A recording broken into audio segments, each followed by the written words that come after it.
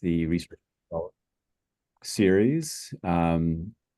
Just as a quick introduction here, the goal of this series is really to help the CTTG membership become effective researchers themselves by learning how to design, conduct, and publish the results of their own clinical trials. And so this is really meant primarily for transfusion medicine trainees and early career investigators. But I think it's always great when we have as many people interested in transfusion medicine research in the audience as possible. This is going to be a monthly series, noon last Thursday of every month, and we're trying to do sort of more of a progression here. And these are the topics that have been lined up for the year. Haven't totally nailed down all the speakers yet, but I think we have a great lineup confirmed so far.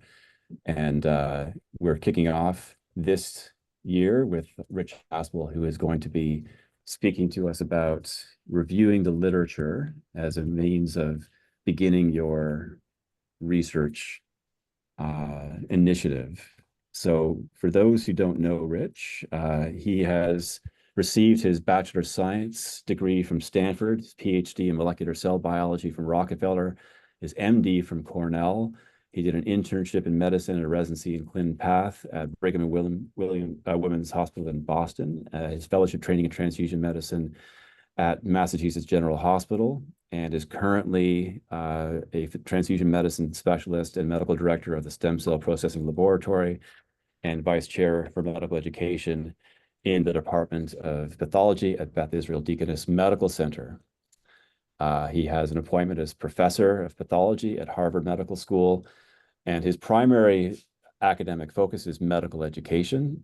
He has received NIH funding to facilitate the work of a national committee in developing a genomics curriculum for pathology residents, and has led international studies to evaluate internal medicine resident, hematology fellow, and pediatric resident transfusion medicine knowledge using validated surveys and exams. And he has a real interest in teaching how to evaluate the literature critically, and has actually published an evidence-based curriculum specifically for transfusion medicine on that topic. So I can't think of anyone better to start off this year's series than Rich, and really looking forward to your talk, Rich. I will then hand this over to you. Well, thanks for the really nice introduction, and thanks for inviting me, because it is something I'm really interested in. So let me try to share my screen. I'm going to stop your sharing, and then I will go to this and this. So you guys can see? Okay.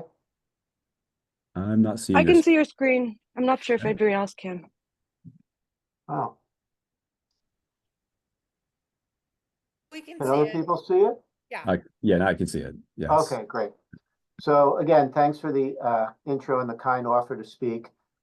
This will be similar to what you kindly invited me to speak last year, but it doesn't hurt even, it's something I'm very passionate about. So I really appreciate the invite. So nothing to disclose. So many of you might have heard of the PICO framework, the population, the intervention, the control group, outcomes, and the time frame.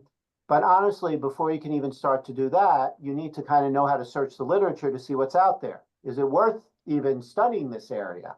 Or to guide your PICO framework, you need to know what's out there. And unfortunately, caveat lector means reader beware. There is a lot of garbage out there, including in transfusion medicine. And one of my things is, I don't care what journal you're from or whatever, you got to read things critically. So this is just evidence of this, not specifically for transfusion, but defining the primary outcome is considered critical because people can play games with secondary outcomes, which we'll talk about. So this study looked at 389 trials with clear primary outcomes that were prospectively described. And in 33% of these trials, they had one primary outcome change, which was omission or not reporting a registered primary outcome or publication of a new outcome. So people can play games. And then there was this recent paper about whole blood and civilian transfusion practice, a review of the literature. And they quoted, one of the landmark randomized controlled trials involved over 1,000 patients who received emergency release blood products, of which 840 were transfused with at least 1 unit of whole blood. The problem is, this wasn't a randomized trial. It was an observational study. And it had 12 authors and presumably peer review, which no one picked up on. And then they eventually published corrections, and there are actually 4 other papers cited as randomized trials that were actually observational. So there are problems. We have to, I mean, I'm not saying every paper is like this, and I'm not saying the people who publish this are evil, but I don't know how it is, in Canada, but in the US, there's not a lot of training in actually how to critically read the literature. So I don't blame people if they don't know how to do something they were never taught. So there's the other thing is there's a huge potential for bias. I actually think there's a paper Dr. Callum sent me a while back that listed like 4,000 types of bias that can happen, because she obviously also knows how to critically read the literature. And there's even a whole website that has a catalog of bias. So there's clearly things that, we need to be aware of when we're reading the literature.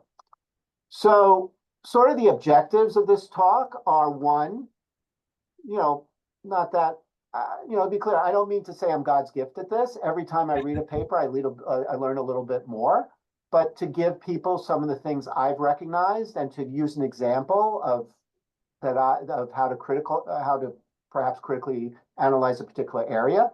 Now, one of the key messages, you don't need to be a statistician to find, I don't know how to analyze multivariable analysis, but I do know enough about it to be able to critically analyze a paper and how it was used. And you don't need to be a statistician. And then the idea is once you can do that, you can use that knowledge to identify areas for research and avoid the same mistakes and bias that might be in the current literature in your own studies. And the idea is you need to learn how to be your own critical reviewer. So I'm going to also try to make this kind of interactive, so you can put things in the chat or if you want to speak up. So I'll ask some questions going through. And the first step, though, is more to give you a little bit of a toolkit. Things like, things to think about as you approach the literature, like sort of, a little bit of a checklist maybe. And then we're going to review some studies using trauma as a model and in transfusion. And then I want to talk a little bit about unconscious bias, especially related to race and ethnicity. So one of the key things, is you don't have to be a rocket scientist to do this. Again, you don't need to be a statistician. There are some core things. It is amazing, I still think, that some of the errors in papers are fairly glaring. But again, it's because people don't have training. Because if you don't know about things, even if they're obvious, if you don't know about it, you can't find it.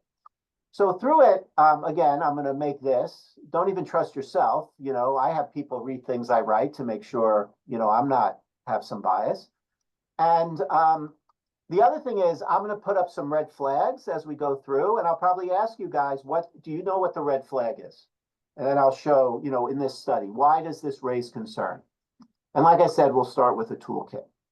So types of studies. The first step is you obviously have to read the methods. So there's observational studies, cohort, you have perspective going forward or retrospective, and you have case control. So you're not randomizing, you're just looking at what happens. So here's case control. In general, you have an effect, and then you divide people by whether or not they had this outcome, and then you look at what might have caused it. So this is classically used for rare diseases. So like, let's say mesothelioma. I divide patients in those who have it, those who don't. I try to match them as best I can, but I wouldn't match them, for example, for asbestos exposure. And then I would see that asbestos really sticks out as a causative effect. The other type is, so here would be an example. I just said, pre-hospital blood. You divide people by survived versus died, and then you would use statistical testing to see if there's a difference, for example, in use of pre-hospital blood. Cohort is you start with the cause, you divide people by the cause or the exposure, and then you look at the effect. So here you would divide by whether they received pre-hospital blood versus didn't, and then you would look at the effect, the difference in survival. So cohort studies are really good because they can give you an idea of prevalence, not only of cause and not only an effect. They really use case controls for rare outcomes because if I follow a whole group of patients, I need 1 million patients to find enough mesothelioma patients, for example. So I can just take people with mesothelioma and look at them starting as a starting point. Cohorts, however, are really good because, again, you can get prevalence data on what's going on. So people really generally try to choose cohorts unless it's a rare outcome. And then, of course, you have randomized controlled trials. So that's essentially like a cohort, but instead of just watching, you'll randomize people to whether or not to randomize people to getting pre-hospital transfusion versus those who didn't, and then look at the effect. And the idea of that is to get rid of confounders, which we'll talk a little bit about. And then we're going to look at one type of randomized trial that's called a cluster randomized trial. And this is a unique case, and there are certain pitfalls of this. So I just wanted to mention that here, that we're going to talk about those as well. And in that, it's not the individual who's randomized, it is the site that's randomized, the hospital, for example. Okay, so few examples of glaring issues in the literature. So again, here was a hospital, right? We recently noted an increase in the incidence of transfusion-transmitted CMV. As such, we sought to determine if the incidence of transfusion-transmitted CMV had changed over time. We followed a prospective cohort of 807 CMV seronegative stem cell transplant recipients. The incidence of transfusion-transmitted CMV for the 2 time periods was recorded, period 1 versus period 2. What's the red flag here? Anyone want to take a guess? Is it that like they can't really be commenting on incidents, but they should be commenting on prevalence? No, I mean, no, they could, because it's a cohort, they could comment on both. So, and the issue is, can this be perspective if they look back in time? No, that's a good point. So unless they have a time machine, this was not a prospective trial. They noticed a change and then they went back and looked. Yet right in the abstract, I think it says a prospective cohort. So completely incorrect. And on top of it, this paper, which, I'm sorry if someone's on it, I mean, this paper has a lot of problems and it's often used to cite that we have to give CMV negative blood products when there's actually a randomized trial showing they're fairly similar, CMV negative versus leukoreduced.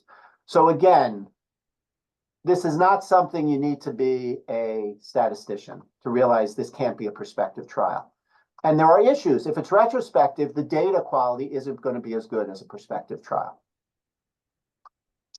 So a little bit about confounders, and then we'll show another example. So in observational study, you can't tell whether the exposure is causal, right? You're just looking, you're not randomizing, it's just you notice a connection. So could the exposure be related to another factor that is causal, which is a confounder? And again, these should be balanced in a randomized controlled trial, but actually not in a cluster trial, which we'll talk more about. So what am I talking about? So there's a ton of data that says vitamins prevent cancer. But then when they did randomized trials, they didn't show that. Because the confounder is, it's something associated with the exposure and the outcome, but not in the causal pathway. And that's because people taking vitamins probably have overall healthier lifestyles, and that's what's preventing the cancer. A classic one in transfusion is transfusions cause bad things to happen. Death, infection, you name it. Problem is, sick people are getting transfused. So when you compare them to people not getting transfused, the transfused people are sicker. And you'd be amazed at how often trials do not control for that. So something, this is something fairly what everyone can do. You don't need, if you know your field, you can know what confounders might be there and you can see if they controlled for them. And there are different ways of controlling. You can divide by the confounder stratification. You can match propensity scores, which is fairly similar. It's just basically you're doing multivariable analysis. And what does that mean? So goes back to whatever it was geometry when you had y equals mx plus b, right? Linear regression, a linear equation. So you might have an outcome. So let's say your outcome is death at 24 hours, and then you could have something like age. And what you could see if it follows a linear relationship, as people get older, they're more likely to die from whatever the intervention is. Let's just say that is. So all multivariable analysis does is it puts it on like a multidimensional plane, which sounds way more fancier than, I don't mean like Star Trek or anything, but you're just able to look at multiple variables and put them in a formula. So for example, you'd have death at 24 hours, and then you have things like age, minutes to injury, like if it's trauma, minutes to injury. So you can create a formula that describes your outcome, and then you can solve for the one you're particularly interested in. Okay, so it's a way of separating out each of those factors and figuring out exactly the factor you're interested in, what's it doing. And you can add variables, but usually a rule of thumb is you need at least 10 events per variable. And you can also do categorical. It doesn't have to be linear. You can have like a yes, no. But the model is only as good as the variables included, right? If I have a model looking transfusion causes bad stuff, but I don't include in my multivariable analysis how sick people are, it's useless. So just because they say multivariable analysis doesn't mean it solved every problem. The other thing is multivariable analysis is helpful, but it cannot convert an apple into an orange. It cannot, if two groups are so different, you can't control for everything. So, and we'll show some, we'll talk more about this, but I just wanted to give an example. This is one of my favorite examples. So anyone looking at the list of things that are significant in the multivariate analysis, anything that strikes you as kind of odd?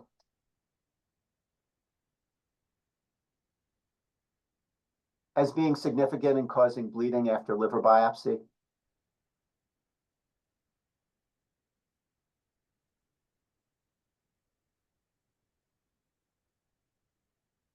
Yeah, I'm not keeping score if people want to put in the chat or whatever. Platelets are causing Exactly. are killing people. Yeah. Yeah. So do we think giving the patient a platelet caused them to bleed? Maybe someone knows some research in that regard, but I don't think that's what was going on. I think they felt they were more at higher risk for bleeding, so they gave them a platelet. So clearly, in my opinion, this multivariable analysis did not work. They did not include a pretty clean variable if they're claiming that getting a platelet before was causing bleeding during a liver biopsy. So again, do not need to be a statistician to be like, what the heck is going on here? And that questions all their results, because clearly they weren't including all the important variables. All right, so I'm going to ask a question and people can put in the chat. Well, first, I'm going to assume the answer that people believe smoking causes lung cancer. But there's never been a randomized trial to say smoking caused lung cancer. So maybe people can put in the chat why they believe smoking causes lung cancer, because I don't know, it's never been shown randomized. So why do people believe? Maybe a few people can put in the chat. And Jacob, if you don't mind, just telling me what some of the stuff is. People are thinking. No, that's okay.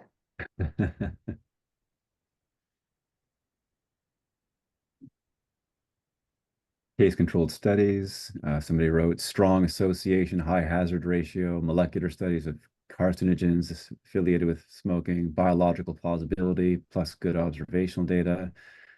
Somebody said it would just make sense logically. It's well, based on all the things people said. Mm-hmm. So, right, things like if there's really solid observational data, good statistical association. There's biological plausibility. We know there are carcinogens within smoke, right? So what people actually started to list are what are called the Hill criteria. And Hill was an epidemiologist who actually published this study, which was an observational study, which showed that actually doctors got more lung cancer if they were smokers. And so he said, well, how do I know that? It's just observational. So he came up with a list of things. So are there a lot of studies? Consistency. Are there laboratory studies? Another thing, a dose response. If people smoke more, they're at higher risk. So things that have dose responses are more likely to be cause and effect. Reversibility. If people stop smoking, does their risk go down? It does. So that also fits. Biological plausibility. And then there are a couple of other ones. I mean, temporality kind of makes sense. Obviously, you know, if the exposure happened after the outcome, it's probably not cause and effect. But the idea is these are all things like some of us intuitively do, but it's good to have it in a structured way. Like the Hill criteria really say, when you have an observational study, these are the things I can look at to see if it's really cause and effect. And honestly, you can apply them to randomized trials as well. It's a good way of framing how you approach the trial. So another thing I wanted to, so that's a little bit about, you know, cause and effect, confounders, observational studies. The other thing to be very cautious about are secondary outcomes. All right. And it's one of the reasons you define a primary outcome. So we talk about this P equals 0.05, 5% probability the result was due to chance.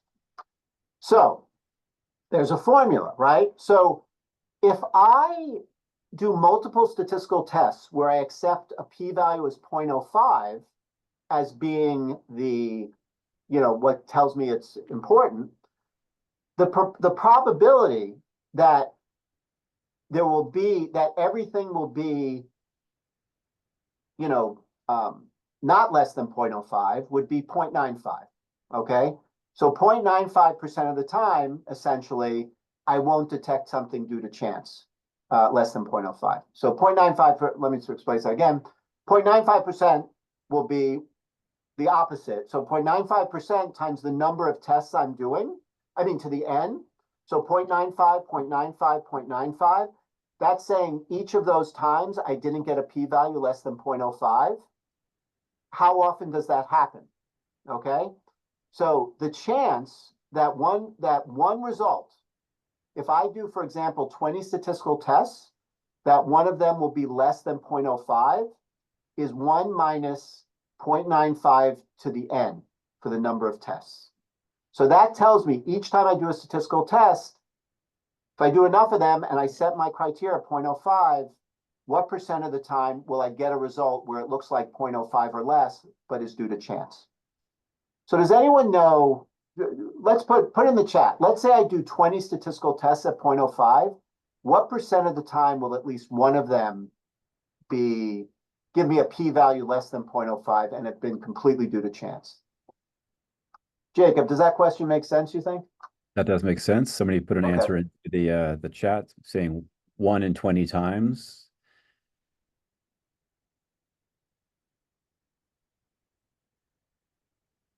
But you were asking, like, by chance, if you just did the test once, or if you did the test like if you did it 20 times.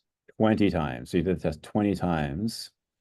Well, people might be plugging into their calculator, so I'll just so if you do 20 statistical tests or have 20 outcomes, let's say, and you're just looking for a p-value less than 0.05, the probability is 65% one of them will give you a p-value less than 0.05.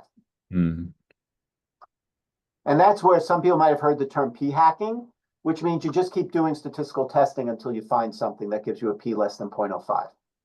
And that's why there's something called the Bonferroni correction, where if you're doing multiple statistical tests, you're supposed to lower your p-value. So what I'm getting at here is that's why it's so critical to define your primary outcome. Because what I can do then, I'm supposed to look at that. And that p-value is 0.05. I'm looking at one thing. You're right, 1 in 20 chance that it was due, well, 1 in 20 probability was due to chance. If I, behind the scenes, do 100 statistical tests that I'm just trying to make things up, I'm going to find something that's less than 0.05. So that's why it's so critical to know what the primary outcome is and be very cautious about secondary outcomes, especially if they weren't declared in the methods. Because then you're like, oh, they were just looking for something to give me a p-value less than 0.05.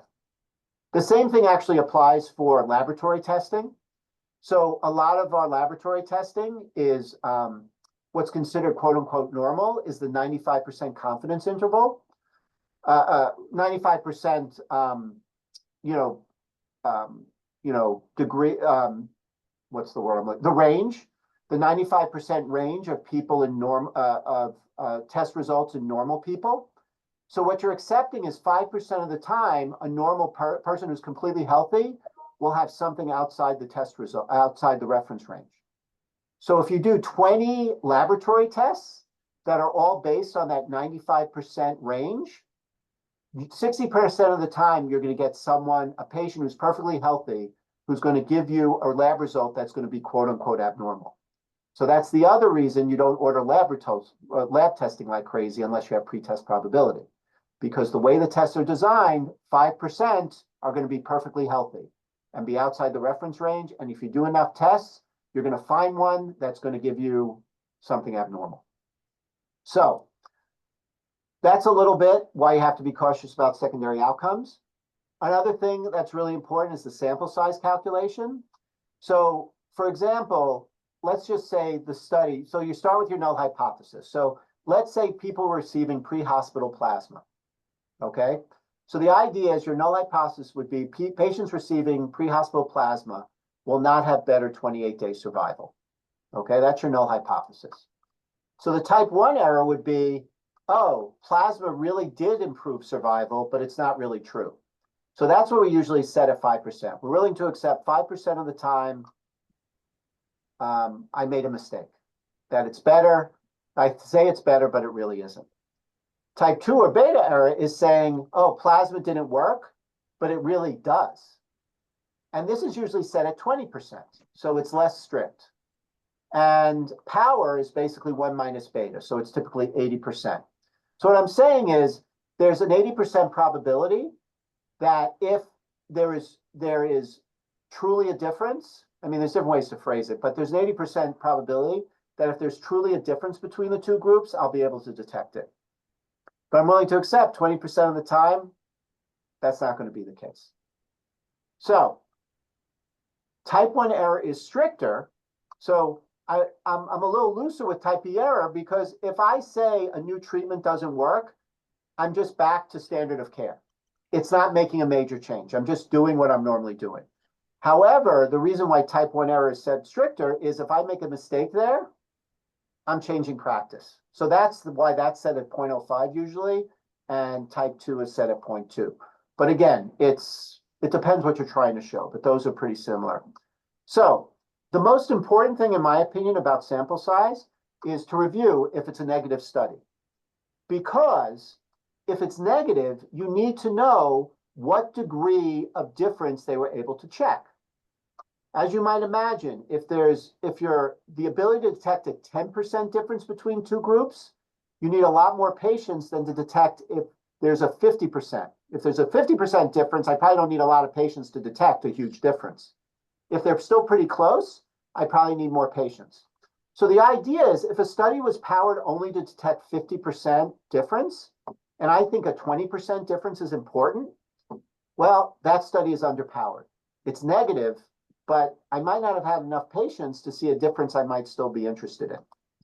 So that's one thing. And then to figure out the sample size, as you might imagine, if the outcome's rare, you need more patients.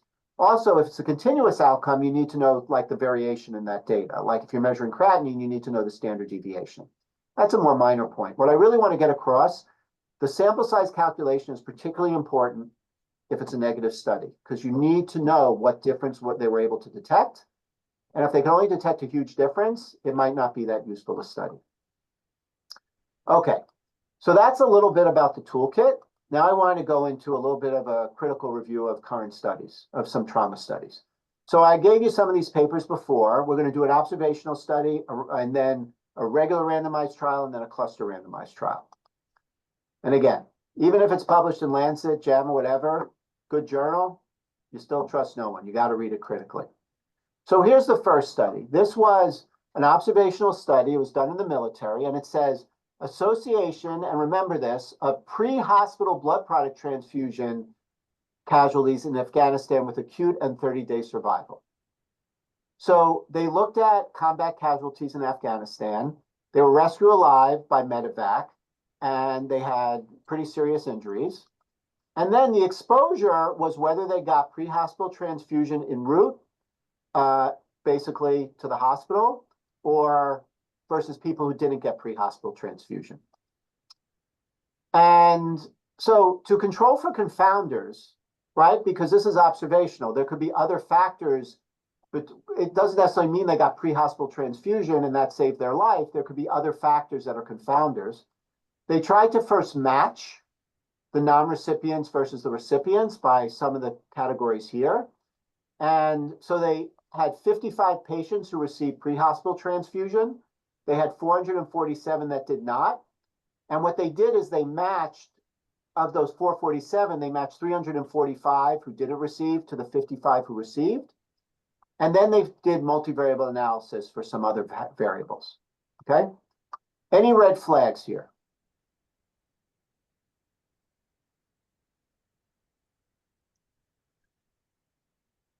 The control group was very large, someone has pointed out. Yeah. Or another way, they had only 55 patients. Or the intervention was very small, yeah. Yeah, really small, right? So I wouldn't say this is a huge study. And if you go even a little further, so the co-primary outcomes were 24 mortality and 30-day survival. So as we said, there were very few patients. There were 8 times more patients in the no transfusion group. So the question is, why were there so few patients in the pre-hospital transfusion? So they say capability to transfuse was not known with certainty for transport teams serving non-recipients. So they might not have had the ability to transfuse. But how about the medics may not have transfused because they knew it was futile? And that would make a transfusion look good. So what I'm saying is, oh, wow, nope. So they didn't get a pre-hospital transfusion, they died. But the medic, this isn't a randomized trial. The medic might be, oh my God, this person is so sick. Why do I want to even take time to give them a transfusion? So it was so futile, I didn't give them a transfusion. And as expected, they died.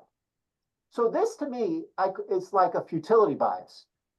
If someone has a decision and it's not randomized, if they think someone's going to die, they're probably not going to transfuse them. So let's look at what they did. So here are the results. Table one. Table one is critical, even in randomized trials, because you have 2 groups. You have to see, and it's not randomized especially, but even randomized, are there differences between the 2 groups?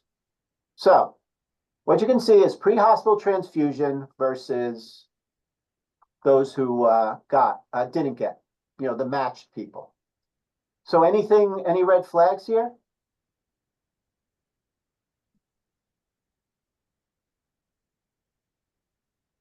Someone said that if you have a large control group, you're more likely to get a good p-value. Could be, but yeah. it does relate to the p-values. Like, look at this. There's at least 10 different things that are different here. Yeah. The mechanism of injury is pretty discrepant in both explosives and gunshots. And aside from the difference in number of people in each group, the percentage is also discrepant. Yeah.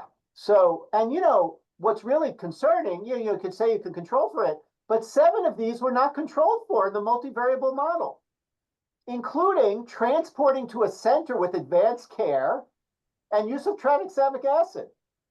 So what's going on here?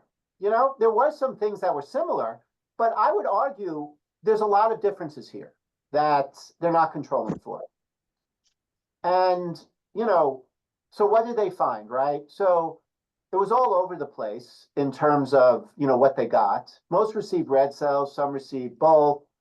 Now, I'll just say what the red flag here is.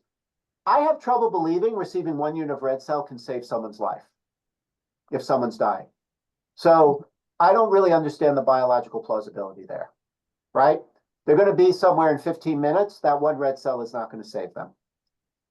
But what did they find? If in the matched mortality, they found only 3 pre-hospital transfusion recipients died versus 69 non-recipients. Wow, look at that p-value, p equals 0.007. But then when they adjusted, they did their minimal adjustment, look how low the p-values dropped to, right? Almost 10, tenfold less. And here's the graph. I won't go, I'll just sort of set it. The p-value dropped and it's not even controlled. The other thing is, look at this table, you think, oh my God, look at the difference between the 2 groups. But you got to look at the scale. It's literally 2.5% versus 7.5%. So again, little things that, again, you don't have to be a statistician to figure out. And then let's look even more closely at the data. So within 30 days, so 59 of 84 deaths in the first hour, okay, occurred, I'm sorry, in the first hour after medevac rescue or prior to hospital arrival. So the people who died were pretty sick. So remember that futility bias. So 58 of 78 deaths among non-recipients and only 1 of 6 deaths among pre-hospital transfusion were in the first hour after medevac rescue. So they would argue, oh my gosh, it's because they got the transfusion, they survived, right? But really look carefully, deaths among non-recipients early after medevac rescue contributed the most to between groups difference in survival. So they would argue that, oh, look, futility bias. I mean, they would argue, oh, they got the transfusions, that's why they survived. I would argue these people were so sick, they didn't bother giving them a transfusion because they unfortunately knew they were going to die. So, and we'll talk again a little bit more about that. They also do some other stuff where they say only transfusions initiated within 15 minutes of medevac rescue were associated with reduced 24-hour mortality. And they show this adjusted value, P0.02. And here's, now one thing is there was significant overlap. So the idea is these weren't necessarily pre-hospital transfusions. These might have been transfusions in the hospital because they got them to the hospital so quickly. It was just before 15 minutes. So you can see the oranges and blues overlap. And there's the 15 minutes. And what's interesting, you don't see any change if you just go a minute later. If you go to 16 to 20 minutes, there was no difference. If they got the transfusion at 16 minutes, it didn't benefit them. It had to be within the first 15 minutes. So any red flags here?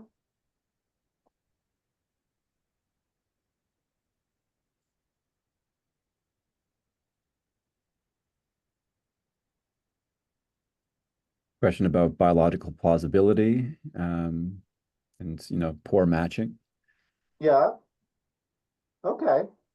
So one big thing is those are true, but those are more related to some of the other items. But for me, was this study about getting blood within 15 minutes or was it about pre-hospital transfusion? Last I checked, it was about pre-hospital transfusion. And is it written in some guideline that 15 minutes is the only time you're supposed to look at? So how do I know they didn't look at 15 minutes, 10 minutes, 20 minutes, 30 minutes, 45 minutes to pick a time where, oh, look at this looks great. And does it make, and related to biological plausibility, does it make sense that there was no benefit from 16 to 20 minutes? So there was no dose response, you could say. So that argues also to me that this isn't really cause and effect of getting the transfusion early. And like I said, be cautious about secondary outcomes. Transfusions within 15 minutes was a different initial primary question. The initial question was pre-hospital transfusion. Did they look at a bunch of other time points? And again, arguing when at 16 to 20 minutes, it goes to no difference at all. Is that really a dose response? Does that make a lot of sense? So again, there are also some other additional issues. What's interesting, again, pre-hospital deaths occurred only among non-recipients. So again, getting to that futility bias. So what they did to try to control is they removed 21 for possible transfusion futility. Now you would think they would do this up front and not at the back of the paper, but guess what? They said, oh, look, still reduced 24-hour mortality, but for transfusion started within 15 minutes. Was that the primary outcome that they were looking at? No. And guess what? If I do a little bit of math, again, I don't have all of it. If I do a chi-squared, the mortality in the non-recipients goes from 20% to 15%.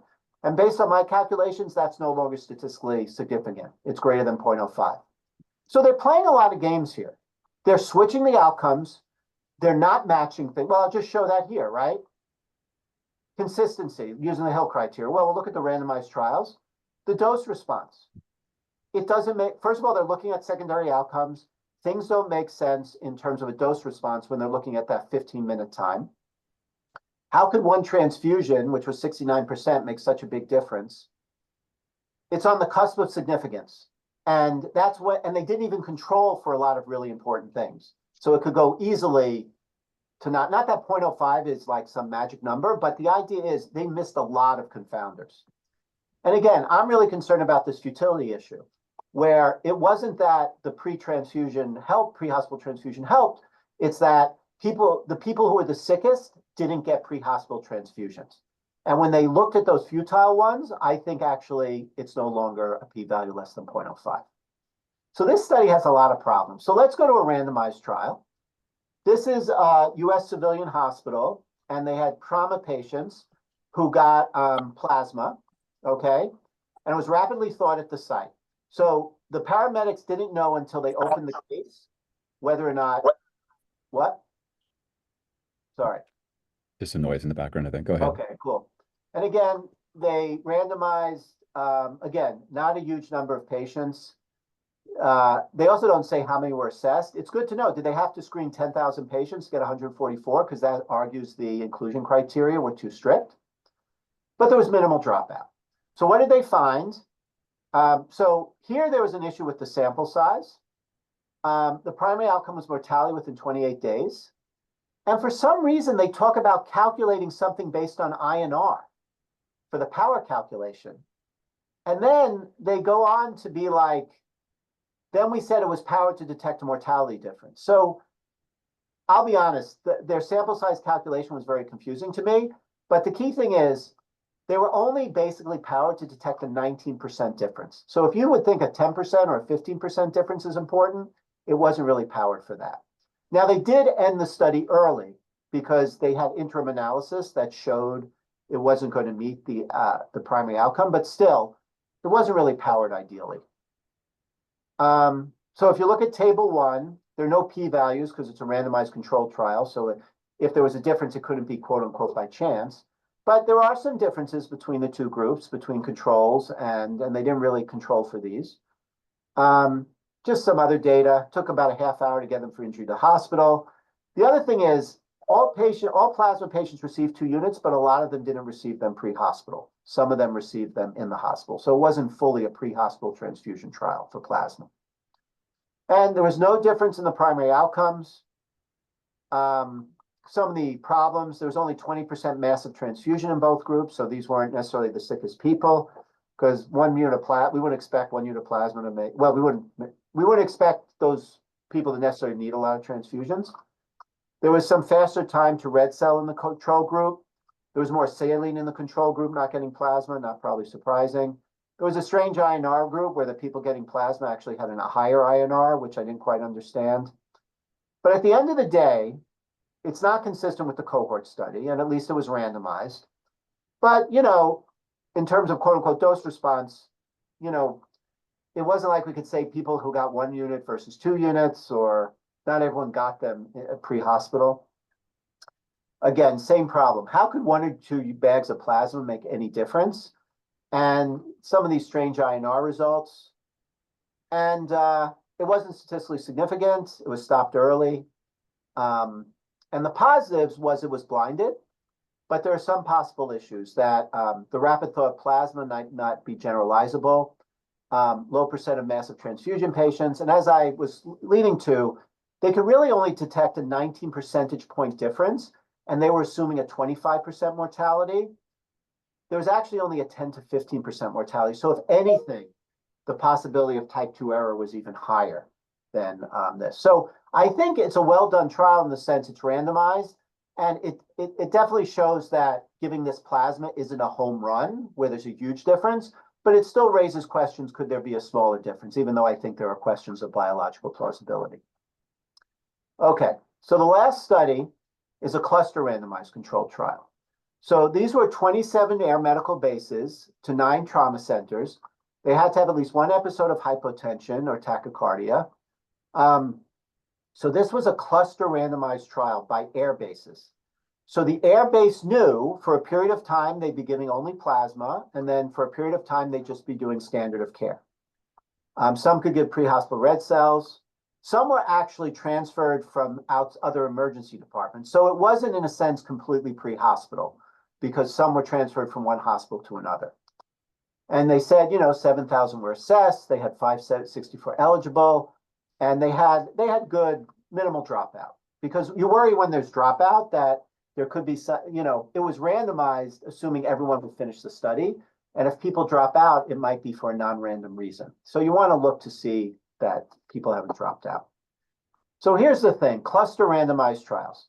So cluster randomized trials are used when you can't blind. So let's say you're doing an intervention to prevent plasma use in your hospital, so you put up posters everywhere. There's no way you can randomize people at your hospital whether or not they see the poster. So you have one hospital with a poster and one hospital without. In this case, though, there's no reason to really, it would be ideal to not do it. There's no reason. You could give the people in the helicopters a cooler and random and have it blinded. So these are not blinded. And for that reason, you're actually supposed to use multivariable analysis because you're there's going to have to be bias because the person giving the treatment has a decision to make. So my concern here is the plasma group had to infuse plasma while the standard of care group had no real action that they had to do. So they knew their group. So they could have been, oh my gosh, this patient's so sick. They're in the plasma group. I really don't want to go through giving plasma to this guy. So let's not enroll them in the study. Versus if it's standard of care, hey, let's just enroll them. So again, it relates to this. Is it really no pre-hospital transfusion caused them to die? Or is it the medic believed transfusion was futile and they knew they were in the plasma group, so let's not enroll them. And if they were in the control group, I could enroll them, they're more likely to die. So it wasn't that they got pre-hospital transfusion. And in fact, when you look at the numbers, there were fewer people in the plasma group than the standard care group, which kind of supports that maybe there was some bias there. So then we can look at the outcomes. Primary outcome, mortality at 30 days.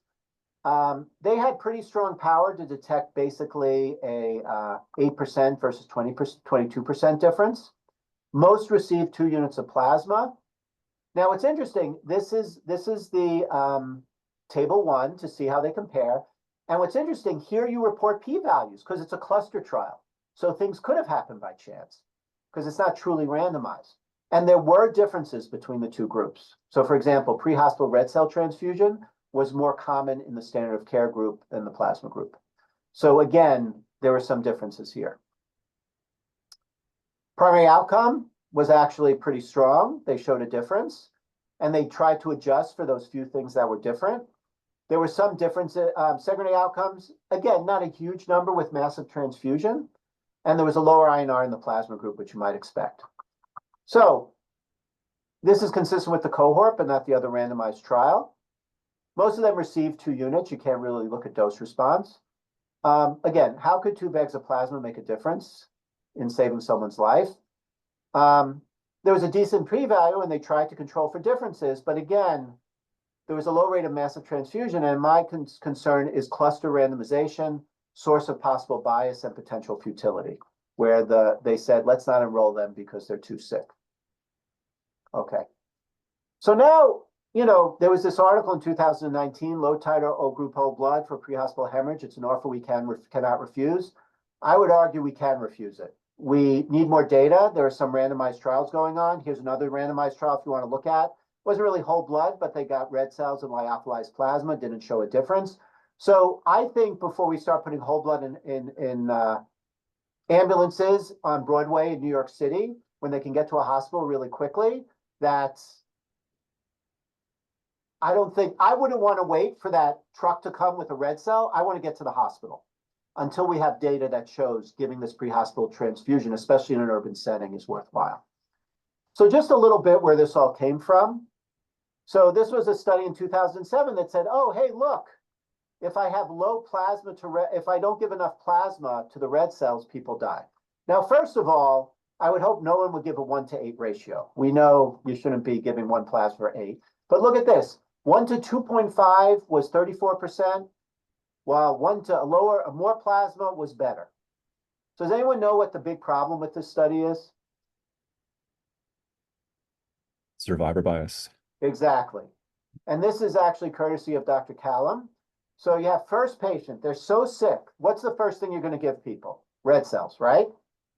So you don't have time. They die, they're so sick. So you don't have time to give them plasma because you're shoving in red cells. Patient 2 is doing pretty well, so you have enough time. They lived long enough to get plasma, not that plasma saved their life. And in fact, there was a study done in 2009 where they controlled for survival bias, and you can see it went from, oh my gosh, a lot of plasma helps, to no, it doesn't. Okay, and this was just a study from 2012 where they basically said, you know, without randomized trials, we can't really figure out what's going on because there's survivor bias. So they did the proper study where it was well designed, 1 to 1 to 1 to 1 to 1 to 2, where 2 is the plasma. This is a negative study. The primary outcomes were negative. However, people try to spin this because they say, hey, look, the percent who achieved hemostasis was better.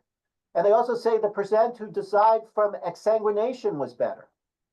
But my problem here is, I don't really care if you died of exsanguination or whatever, or if you achieved hemostasis. It doesn't matter if you're dead. And, you know, what's interesting, achieving hemostasis is not listed as an outcome. So a secondary outcome. So you have to wonder, you know, like finding things that reach statistical significance, sort of p-hacking. And also the people in the more, you know, the 1 to 1 to 1 group got more transfusions and there was a transfusion-related death. So, and also people say, oh, this proves it's safe. Actually, there's not enough power because the risk of dying from trauma is probably higher than the risk of having a transfusion reaction.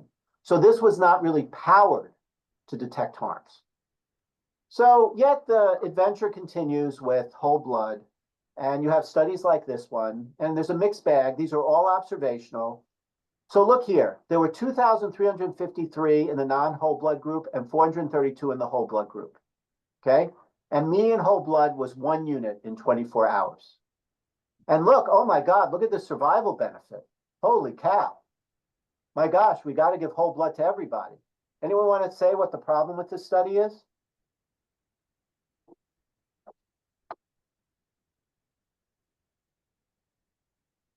There are probably all sorts of confounders because it was a retrospective Right. review. Well, look how many. Why were there only 432 in the whole blood group and 2,000 in the non-whole blood group? Right. Mhm. Also, how does 1 unit of whole blood save someone's life, have this of a dramatic of an effect? I don't think it's biologically plausible. Also, look, when you compare the two groups, the median Glasgow coma score in the whole blood group was 14.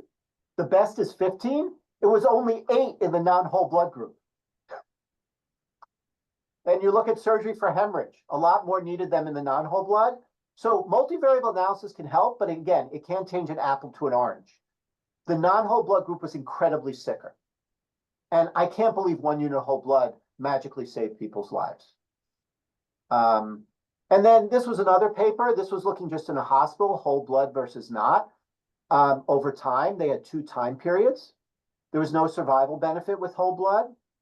They also used more products with whole blood. So here, the key problems were it wasn't adjusted. So you can't really look at an observational study without doing statistical adjustments. And also, there were 2 different time periods, which might mean differences in care. So again, what I would say is it's a mixed bag. We don't know about whole blood, but there are randomized trials going. But before we go crazy, and especially give Rh-positive blood to individuals of childbearing potential, let's take a deep breath and first figure out how this works. And some people might remember when the military was using 7A like it was water, and everyone was using it in trauma. And then we realized that, hey, it was causing unwanted clots and had no survival benefit. So I would urge people to put a brake on things. So anyway, I hope I covered a few things related to how you can approach these studies, understanding the trial design, understanding confounders. You don't have to be a statistician to know that sicker patients get transfused. So look for that they control for that confounder. Issues with secondary outcomes and p-hacking. That's why you define a primary outcome. If you do enough statistical tests and your p-value is 0.05, you're going to find something with a p-value less than 0.05 that was just due to chance. And with power, if it's a negative study, definitely look at your sample size calculation. Because if they can only detect a 50% difference and you're interested in a 10% difference, it's underpowered and you need more data. And I hope I gave a little picture of how to apply these using sort of the trauma literature. And the last thing I want to talk about was a little bit about unconscious bias. Race is sort of enmeshed in transfusion medicine. This is an ABB FAQ for blood donors, and it lists blood types by race. This was a study in the New York, not a study, a paper, article in the New York Times, where the head of the England blood service said, literally, we need black blood, and claiming that blood can be racially or ethnically specific. And people have noticed, you've probably seen sickle cell drives where they say, we need black donors because we have to give donors, black sickle cell disease patients, donors blood from black patients. And there's actually data, and it makes sense from population genetics, that doesn't work. Because race is not biological. It is based on things like skull sizes, okay? It's been proved genetically. Just because someone looks a certain way doesn't mean they're genetically similar, okay? And there's a great book called The Mismeasure of Man, which talks about this. Also, quote unquote, races have changed over time. Depending where you live, there are different races. And again, genetic studies. And race-based medicine, claiming people are similar based on how they look, causes harm. I'll just give you an example. This was a paper published about, because they're giving so much incompatible plasma, because some people think A is universal plasma instead of AB. So they claim, oh, look, we can give A plasma to everyone because 85% of patients would be either group A or group O, for which A plasma would be compatible. And look what they show in their table. Yeah, unfortunately, most blood donors in the United States are of European genetic ancestry. We need more diversity. But guess what? There are a lot of people in the world who are actually B or AB. So when we look at what we're doing, I'm not saying these people are racist. It's how we are socialized. We think of race. We think of white people if you're white. We need to get beyond this and stop talking about race. And a good place to start is this paper in JAMA, which is a guidance on how to report things in medical journals. So whenever you're going through a methods, you should say, if you're mentioning race, why are you mentioning race? How did you pick the categories? Was race self-identified? And things like, so it has a lot of good tips that you can almost use as a starting point when you're reading your paper.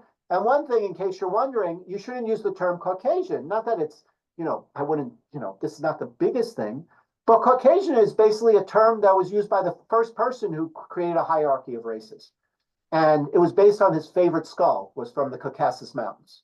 So Caucasian is steeped in racist history. So if you're going to use a term, use white. So again, also think about your unconscious bias. So again, that's what I had. I'm sorry I didn't leave that much time for questions, but I'm happy to stay a little bit later. But anyway, thanks again for inviting me. But I hope I covered most of this stuff. That's great, Rich. Thanks so much. Yeah, we don't have a huge amount of time left. Does anyone have any questions? Maybe if I could squeeze one in at the end here is the time we have remaining. I think, being able to critically appraise the literature is really important when an article has come out that has suggested that you should change your practice. And it's worth sort of, looking at the conclusions of that article before you decide you agree with that. It's a different question, I think, about deciding whether you are going to do your own trial to ask the same question that study just asked. And I think that's a harder one. So like, for example, the MINT trial just came out, looking at transfusion for acute MI, and we all went to town in that study and, found all sorts of problems about, invented post hoc secondary outcomes that weren't well defined and that sort of thing. And, I think there was a little bit of skepticism about whether we should fully adopt, the protocol used in the MINT trial for our own study, our own practices. But it's a little different than saying we should do that trial all over again. And I think that's another question. Do we need another RCT of transfusion for acute MI because of the flaws of that trial? Or is it good enough, that we can kind of take what we want from it and move on? I think that's the question I think that's kind of challenging is when do you sort of say, it's not perfect, but it's I don't think it's worth committing all these resources doing a whole other RCT to fix the problems of the last one. So no, it's a good question. So again, it depends how you interpret the literature, right? So the way I interpret the literature, I have, I think, at least 2 other studies. I know there's at least 1 other study that showed no difference. And this study actually didn't meet its primary outcome. And there were some issues with there was a decent number of people, for example, in the transfused group who didn't get transfused because they worried about fluid overload. So for me, I think, first of all, to do that study larger would be huge, a lot of money. And for me, I feel comfortable at 8. So, but that's a judgment call. And I do think they tried that study. Yes, I don't agree that 0.05 has to be a magical thing, but there were enough issues with that study and there's enough other data where I don't feel strongly but people can have different opinions on that. But, you also have to look at money. Like, to me, one of the biggest harms from a study was the study showing older blood that was published in the New England Journal that showed in a cohort study, retrospective cohort, that supposedly giving older blood in cardiac bypass was bad. That study was a cohort study that listed non-adjusted p-values and had graphs with non-adjusted data. It showed nothing new, that there might be a little bit of a difference, or not. That was a terrible study. Again, I don't want to be too offended. They meant well, but that triggered like 6 randomized trials. Right. That was an incredible waste of money. Sure, repeat that study with a randomized trial, maybe do it in the ICU, but do we need 17 trials all showing something when all the data leading up to that and that new study didn't add anything? So I think it depends on the quality of the data. The cardiac thing is complex, but when I looked at that New England Journal paper, I was like, we don't need 8 trials on this. This study had fundamental flaws and really did not show anything new and was not actually that much of a home run to say we have to give younger blood. So does that kind of answer a little bit? I think it does. I think it sort of speaks to, I think, another type of bias where people have a hypothesis and they just really have a hard time dropping it. And, there was a lot of... And that's where secondary outcomes come from, right? And if people are interested, I don't know if we could share the link, but we do have sort of an evidence-based transfusion curriculum where we take 2 papers. We have 4 sessions, and each one has 2 papers that reach opposite conclusions on the same topic. We do 7A, we do apheresis for myeloma, we do transfusion-transmitted CMV, and platelets for lumbar puncture.